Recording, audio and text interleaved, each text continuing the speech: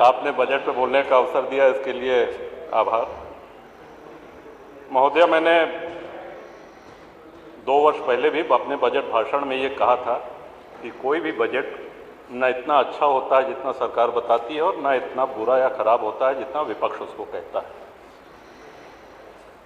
ये माननीय मुख्यमंत्री जी द्वारा प्रस्तुत 10वां बजट है और अपने आप में एक कीर्तिमान है। आज तक कोई भी मुख्यमंत्री उत्तर प्रदेश में 10 बजट, वो भी लगातार, प्रस्तुत करने का कीर्तिमान। और इसके साथ ही साथ माननीय वित्त मंत्री जी का ये 9वां बजट है। और ये इसलिए मैं कहना चाहता हूं कि आप जितने पुराने वित्त मंत्री होते जाते हैं उतने ही और सक्षम, उतने ही और सबल होते जाते हैं। उसी तरह से हम लोगों को देखा करें, क्योंकि आपकी एक आदत है, हम लोग कोई काम लेकर के माननीय मुख्यमंत्री जी के पास जाते हैं, वो कहें कि ये खन्ना साहब देखेंगे, सुरेश जी देखेंगे। जब आपके पास जाते हैं तो आप कहते हैं कि भाई दांत के डॉक्टर को घुटने का दर्द बता रहे हैं, इसको आप वहाँ जाइए। तो अब आप इतने सक्षम हो गए हैं कि आप दांत के दर्द का भी उपचार कर सकते हैं, आप घुटने के दर्द का भी उपचार कर सकते हैं। शरीर में जो जो व्याधियां हैं उनका उपचार करने में आप सक्षम हैं। तो हम लोग आशा करते हैं कि आगे हम लोग इस तरह का जो भी जनहित में कार्य आपको बताएं, सहृदयतापूर्वक, आप कृपापूर्वक उसको हम लोग के कहे के अनुसार उसको स्वीकृत करें। महोदय, धन्यवाद प्रस्ताव पे 2-3 महत्वपूर्ण सुझाव हमने दिए थे। एक जल जीवन मिशन पे अधूरे पड़े काम और जल जीवन मिशन के काम के कारण जो सड़कें खुदी हुई पड़ी हैं। दूसरा सुझाव, विधायक निधि से हम सभी माननीय विधायकगण जो असहाय लोगों का उपचार करते हैं, करवाते हैं, पैसा देते हैं, उनके नियमों में सरलीकरण हो। और इसी प्रकार आयुष्मान स्वास्थ्य योजना जो है उसके नियमों में कुछ शिथिलीकरण हो ताकि अधिक से अधिक लाभार्थियों को इसका लाभ पहुंच सके। ये सारी बातें मैं धन्यवाद प्रस्ताव में कह चुका हूं, तो इनको दोहराने का कोई औचित्य नहीं है। इस पे बल देना चाहता हूं। श्रीमान, सही बात है, सबसे बड़ा बजट है, सबसे बड़ी धनराशि आवंटित हुई है हमारे प्रदेश के विकास के लिए। लेकिन ये धनराशि व्यय भी हो, विजन है, नजरिया है, धनराशि बहुत बड़ी आवंटित हो गई है, 9,20,000 करोड़ या जो भी जी।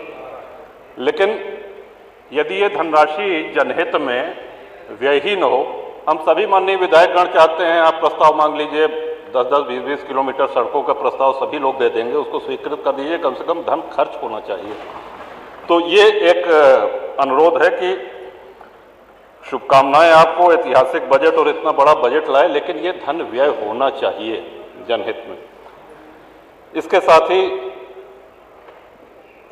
जल जीवन मिशन में जहां टंकियां नहीं बनी हैं या बनने के बावजूद चालू नहीं हुई है, वहां पेयजल का संकट है। हैंडपंप दिन प्रतिदिन खराब होते जा रहे हैं।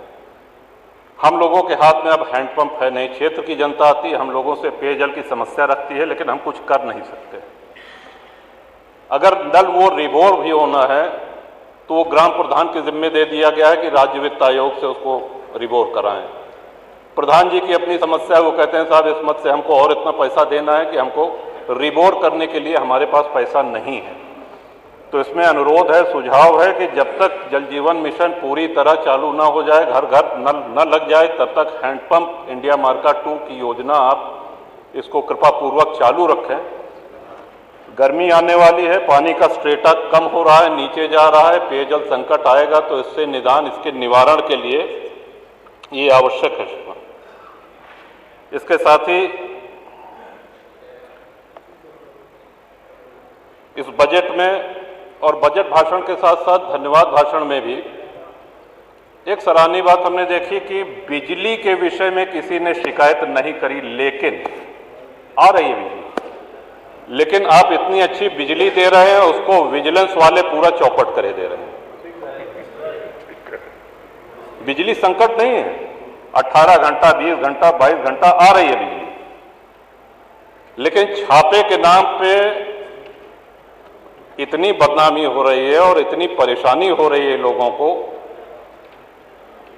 ये गत 3 वर्ष से लगातार मैं इस सदन में कहता आ रहा हूं। थोड़े समय तक तो इसका प्रभाव देखने को मिलता है। हमको तो श्रीमान ये उम्मीद थी कि माननीय ऊर्जा मंत्री आज उपस्थित होंगे तो उनको स्वयं ये कहूंगा, लेकिन विजिलेंस के मारे जनता त्रस्त है। हमको तो लगता है, आपसे अनुरोध है पीठ से, कि इन विजिलेंस के अधिकारियों के पीछे एक और विजिलेंस की टीम आपको लगानी पड़ेगी इनकी काले कारनामों को पकड़ने के लिए, तभी क्षेत्र की जनता चैन का सांस ले सकेगी। श्रीमान, इस बजट में अल्पसंख्यकों को और मदरसा के लिए 2058 करोड़ दिया गया, जो बहुत अच्छी धनराशि है, स्वागत योग्य है।